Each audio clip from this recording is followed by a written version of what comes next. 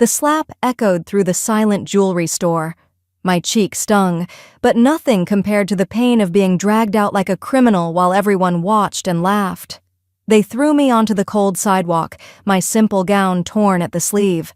They had no idea they just made the biggest mistake of their lives. Before I tell you how I went from being thrown out of a store like trash to watching those same people beg for mercy, hit that subscribe button and turn on notifications. This story has more twists than you can imagine, and trust me, the revenge is so sweet. Now let me take you back to the worst day that became the best day of my life. My name is Brianna, and I'm married to Christopher Hayes, one of the wealthiest businessmen in the country. I know what you're thinking. Life must be perfect, right? Wrong. So incredibly wrong. For the past 3 years, I've felt like a stranger in my own home, constantly fighting to prove I'm not just some gold digger who trapped a rich man. Christopher's mother, Margaret, has never accepted me. At every family dinner, she finds new ways to humiliate me, reminding everyone that I came from nothing, that I don't belong in their world. That morning started like most others lately, cold and lonely. Christopher was already gone when I woke up, probably at the office before sunrise. He's always working now, always too busy, always somewhere else.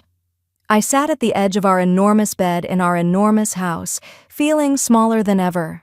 It was our anniversary. 3 years since the day he promised to love me forever. But when I went downstairs, hoping he'd at least left a card or a note, there was nothing.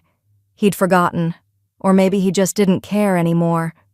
I stood in front of my closet for almost an hour, running my hands over the expensive dresses Christopher had bought me. His mother insisted I dress the part, look like I belonged to their world. But I pulled out something different that day, a simple navy blue gown. It wasn't fancy or designer. It was the dress I wore on our first date, when Christopher was just a guy I met at a coffee shop, before I knew about the money, before everything got complicated. I put it on, hoping that maybe, just maybe, if I wore it, he'd remember who we used to be. I'd decided to buy him an anniversary gift, something meaningful from that jewelry store where he proposed to me 3 years ago, Lumiere Jewelers. I'd been saving my own money, from my small inheritance after my mother passed, because I was too proud to use Christopher's credit cards for something like this. My father was in the hospital fighting cancer, and I'd been secretly helping with his bills. Christopher didn't know. How could I tell him when his family already thought I was only after their money? When I walked into Lumiere Jewelers that afternoon, I felt the shift immediately. The store was as beautiful as I remembered. Crystal chandeliers, marble floors, glass cases filled with diamonds that cost more than most people make in a lifetime. But the warmth I remembered from my proposal day was gone. The sales associate, a woman named Veronica with perfectly styled hair and a designer suit, looked at me like I'd tracked dirt across her clean floor. She approached me with this tight, fake smile. "Can I help you?" "Are you sure you're in the right place, honey?" The way she said honey made my skin crawl. It wasn't friendly. It was the way you talk to someone you think is beneath you. I straightened my shoulders, tried to sound confident. "Yes, I'm looking for an anniversary gift. Something special." My voice came out smaller than I intended. Veronica's eyes traveled from my simple gown to my bare feet in plain sandals. "Anniversary? Does your husband know you're here?" She emphasized the word husband, like she didn't believe I had one. Another sales associate, Francine, joined her, and they exchanged looks that made my stomach turn. They started showing me pieces from the window display, the ones that aren't actually for sale, the ones meant for people to look at but never touch. "These are lovely," I said, trying to be polite, "but I was actually hoping to see something from your premium collection." Francine actually laughed. "Premium? Sweetie, those pieces start at 6 figures. Maybe you'd be more comfortable at the mall?" I felt my face getting hot, but I pushed forward. "I understand the prices. I'd still like to see them, please." That's when everything changed. The door opened and a woman walked in wearing clothes that probably cost more than a car. Furs, jewels, the works. The entire store erupted into action. Suddenly there was champagne, a private seating area, staff swarming around her like she was royalty. and maybe in their world, she was. Her name was Vivian, and I recognized her immediately. She was my mother-in-law's best friend, the woman who'd sat across from me at countless family dinners, watching Margaret tear me apart with a satisfied smile. Vivian's eyes landed on me, and I watched her face transform from surprise to something cruel. "Leonard!" she called to the store manager, a thin man with slicked-back hair who came rushing over. "Why is there that in your store?" My heart dropped. She knew exactly who I was. "Oh my God," Vivian said loudly, making sure everyone could hear. "It's Margaret's gold-digger daughter-in-law." The one who trapped Christopher by getting pregnant. That was a lie. A complete lie. I'd never been pregnant, but she said it with such conviction that people started whispering, pulling out their phones. Leonard's entire demeanor changed. He looked at me like I was a criminal. "Ma'am, I'm going to need to check your bag." "What?" "Number." "I haven't done anything wrong." My voice was shaking now. "Check her bag," Vivian commanded. "She probably has stolen credit cards. These people always do." Before I could stop them, Veronica snatched my purse from my hands. They dumped everything onto the counter, my wallet, my keys, my phone, and a photo. It was a picture of Christopher and me from our wedding day, both of us laughing, genuinely happy. Vivian grabbed it and tore it in half, right down the middle, separating us. "Pathetic," she spat. I felt tears burning my eyes, but I wouldn't let them fall. Not yet. "I just want to buy the sapphire necklace," I said quietly. "The one in the center display. My husband looked at it when he proposed to me here. I want to give it to him today, for our anniversary." The store went silent. Leonard walked over to the display and looked at the price tag. "This is $340,000. "I know," I said, pulling out my credit card with shaking hands. It was from my own account, my inheritance, money that had nothing to do with Christopher. "Please, just let me buy it." Leonard took my card between two fingers like it was contaminated. He examined it under his jeweler's loupe, making a show of it. Then he called the bank. I could hear him on the phone, his voice dripping with skepticism. When the bank confirmed my card was valid and had sufficient funds, I felt a moment of relief. But Leonard hung up and shook his head. "The system must be wrong. I refuse to process this." "What?" You just heard them say. "I refuse to serve people like you," he said coldly. "Now, please leave before I call security." My voice broke. "Please. It's my anniversary. I just want to do something nice for my husband. I'm not trying to cause trouble, I just—" "You want what?" Vivian interrupted, standing up from her seat. "You want to steal from your husband more than you already have?" "Margaret told me all about you. How you came from nothing, how you latched onto Christopher, how you're bleeding him dry. She was right about you. You're nothing but trash." Something inside me snapped. For 3 years, I'd taken the insults, the judgment, the constant reminder that I wasn't good enough. I'd smiled through Margaret's cruelty, stayed quiet when Christopher's sister Natalie spread rumors about me, bit my tongue when their staff treated me like an intruder in my own home. But standing there, soaking wet from the champagne Vivian had just thrown in my face, mascara running down my cheeks, I couldn't stay quiet anymore. "You don't know me," I said, my voice steadier than I felt. "You don't know what I've been through. You don't know that I married Christopher when I thought he was just a regular guy. You don't know that I'm using my own money my mother left me before she died, to buy this gift. You don't know anything about me except what Margaret tells you." I took a breath. "And you know what? At least I married for love. At least I didn't marry Gregory for his real estate empire like you did, Vivian. Everyone knows you were engaged to someone else until you found out Gregory had more money." The store went dead silent. Vivian's face turned a shade of purple I'd never seen before. Her hand moved so fast I didn't see it coming. The slap connected with my cheek with a crack that echoed off the marble walls. The force of it knocked me sideways, and I fell, my hands hitting the cold floor, my knees scraping against the marble. "Security!" Leonard shouted. "Get her out of here!" "Now!" Two large men in uniforms grabbed my arms before I could even stand up. I tried to pull away. "Let me go. I didn't do anything. She hit me. You all saw her hit me." But no one helped. The other customers just stood there filming with their phones, some of them laughing. Veronica and Francine were smiling. They dragged me across the floor. My gown caught on something and I heard it rip. The sleeve tore away from the shoulder, exposing my skin. My knees were bleeding from where I'd fallen, leaving small red streaks on the pristine white marble. They pulled me through the store like I was nothing, like I was garbage to be thrown out. When we reached the door, they didn't just let me go. They shoved me. Hard. I tumbled onto the sidewalk outside, my hands scraping against the concrete. The door slammed behind me, and I heard the lock click. Through the glass, I could see Leonard straightening his tie, Vivian laughing with champagne in her hand, everyone going back to their shopping like nothing had happened. I sat there on the cold sidewalk, my beautiful navy blue gown torn and dirty, my cheek throbbing, my knees bleeding.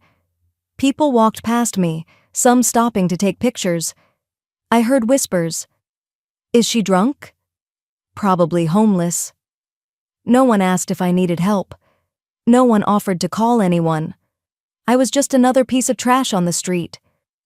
My phone had fallen out of my purse during the struggle.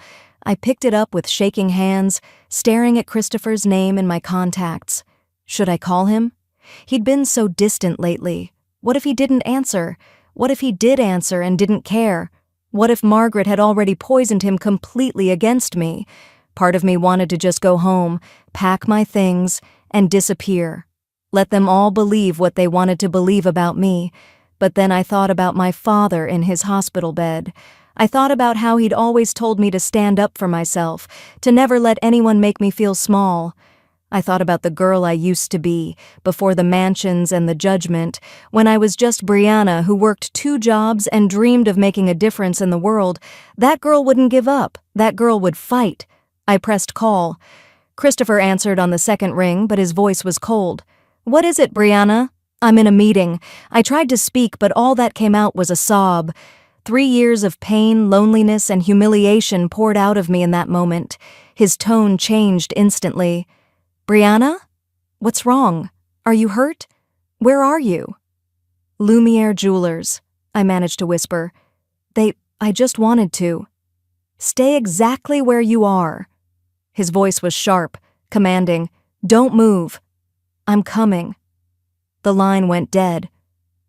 I sat there on that sidewalk for 20 minutes, the longest 20 minutes of my life. The sun was setting, and I was getting cold. My hands wouldn't stop shaking. I kept replaying everything in my mind, the slap, the dragging, the laughter. I started to think maybe I'd imagined the concern in Christopher's voice. Maybe he wasn't coming at all. Then I heard them, tires screeching, car doors slamming. I looked up to see 5 black luxury cars pulling up to the curb.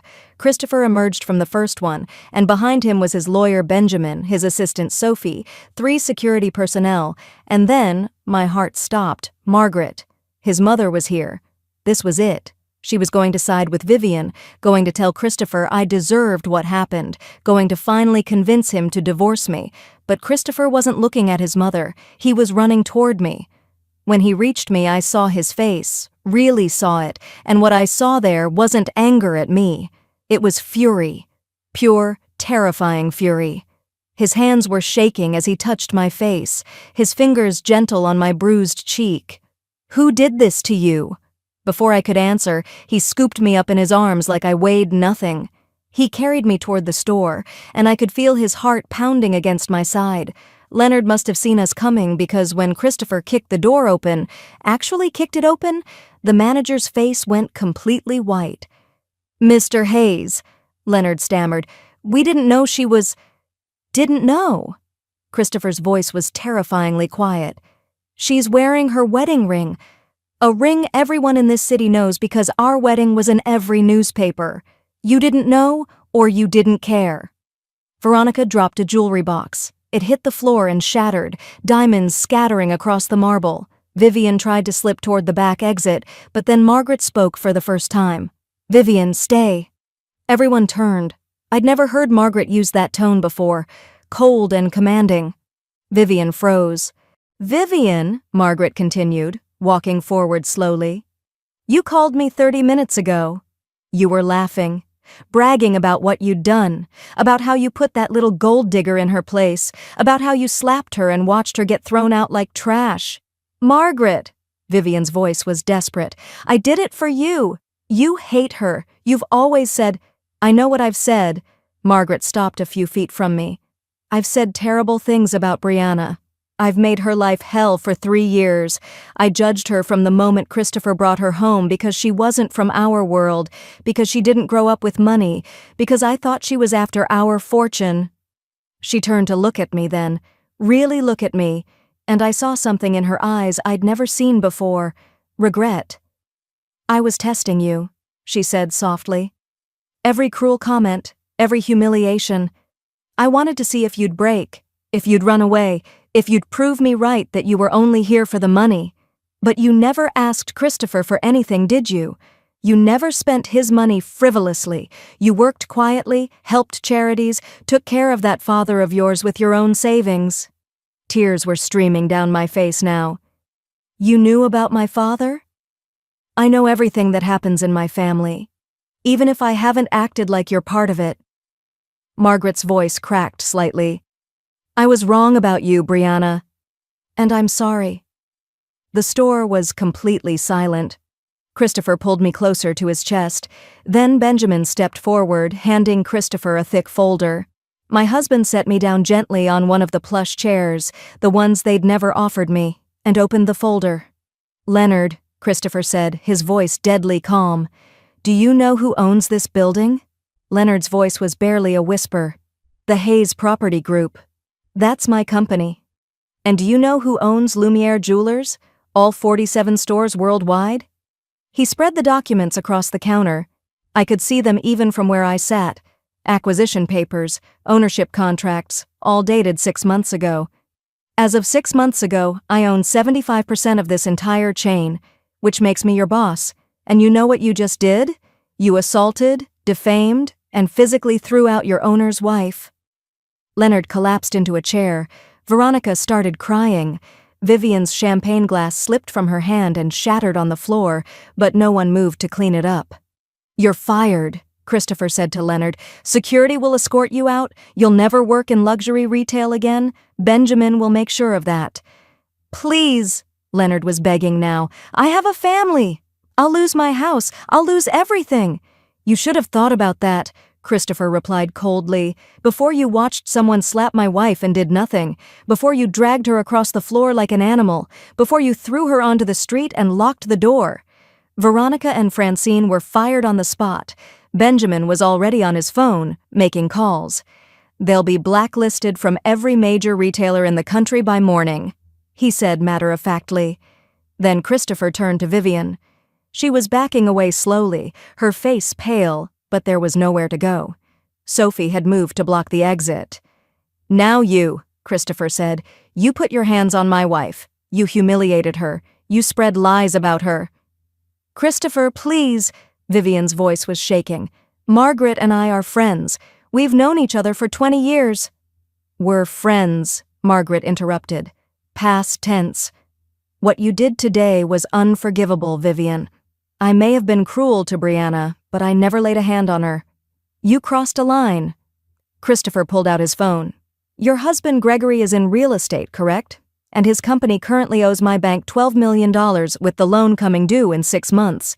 Vivian's face went from pale to gray.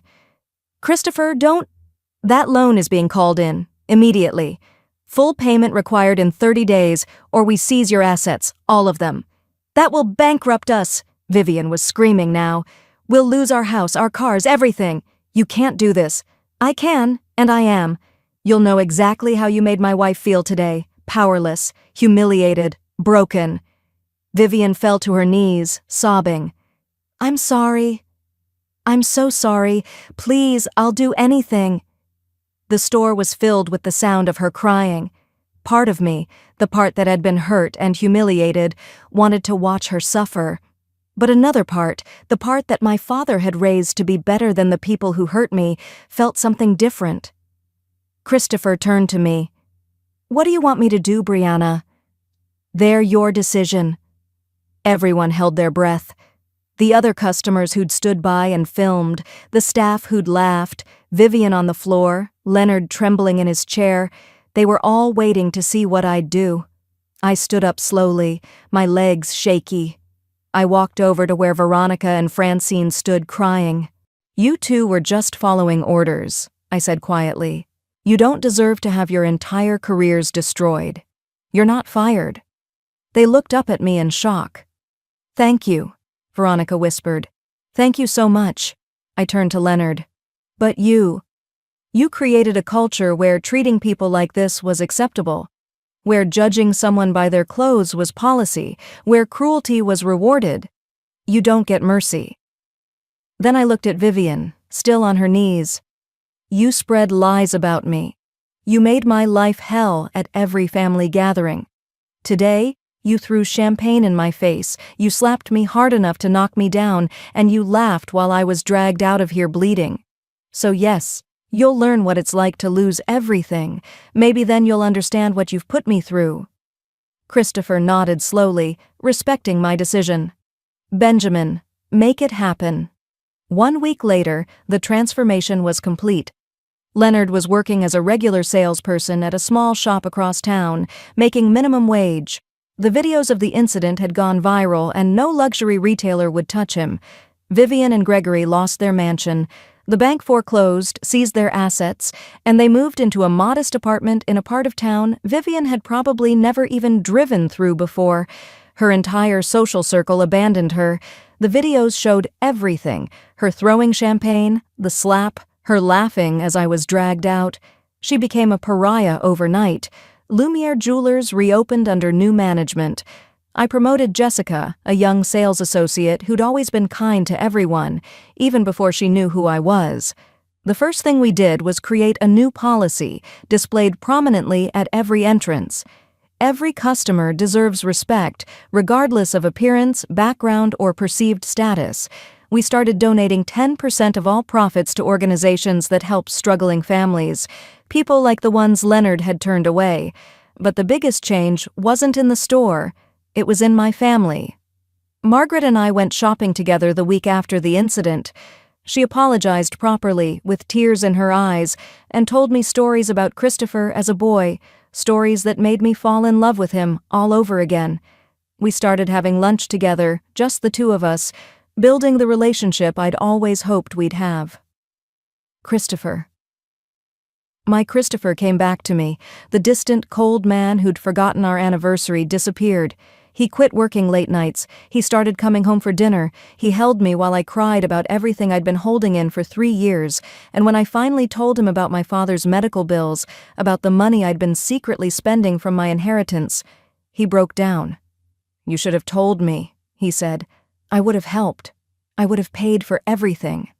"I know," I whispered, "but I needed to prove, to myself, to your mother, to everyone, that I wasn't with you for money." 2 months after the incident at Lumiere Jewelers, Christopher surprised me with something. He'd bought out the store's event space for the evening, the same place where he'd proposed 3 years earlier. Our families were there: Margaret, Natalie, who'd apologized for the rumors, my father in a wheelchair but smiling and healthy, and our closest friends. "I forgot our anniversary," Christopher said, taking my hands. "I forgot what mattered." I let work consume me, let distance grow between us, let my family make you feel unwelcome. "I'm sorry, Brianna, for all of it." He pulled out a box, and inside was the sapphire necklace, the one I'd tried to buy that awful day. "I bought this for you 3 years ago, the day I proposed. I was saving it for our 5th anniversary, but I don't want to wait anymore. I don't want to wait for anything when it comes to you." He fastened it around my neck, and then he said, "Marry me again. Let's renew our vows. Let's start over. Do it right this time." I said yes through my tears. Margaret helped me plan everything. We renewed our vows in a small ceremony 2 weeks later, And this time, when my father walked me down the aisle, Margaret was sitting in the front row crying happy tears. Christopher's vows were different this time, not the generic promises we'd made 3 years ago, but real specific promises about putting me first, about building a life together, about being partners in everything. The best part? We started a foundation together, the Brianna Hayes Foundation for Dignity and Respect. We fund programs that fight discrimination, that help people in poverty access services without judgment, that train retail workers and service industry employees to treat everyone with kindness. Every month, I volunteer at different stores, greeting customers, making sure no one feels the way I felt that day. Vivian and Gregory are still struggling, living in that small apartment, but I heard Gregory started working for a nonprofit helping low-income families find housing. Maybe he's learning something from all of this. I hope so. Leonard never reached out to apologize, but Veronica and Francine did. They both work at our foundation now, training other retail workers, sharing what they learned from their mistakes. And that's how the worst day of my life became the turning point for everything. I learned that sometimes you have to fall completely before people see your true strength. Sometimes you have to be broken before you can rebuild yourself into something stronger. Christopher and I are better than ever. We talk now, really talk, about everything.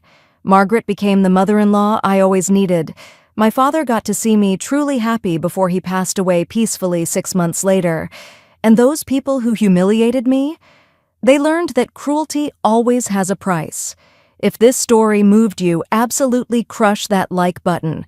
Share this with anyone who's ever been judged or looked down on. Comment below and tell me, would you have shown mercy like I did, or would you have gone for full revenge? Subscribe because I've got more incredible true stories coming your way. Remember, you never know what someone is going through, so choose kindness, always. I'm Brianna, and I'll see you in the next one.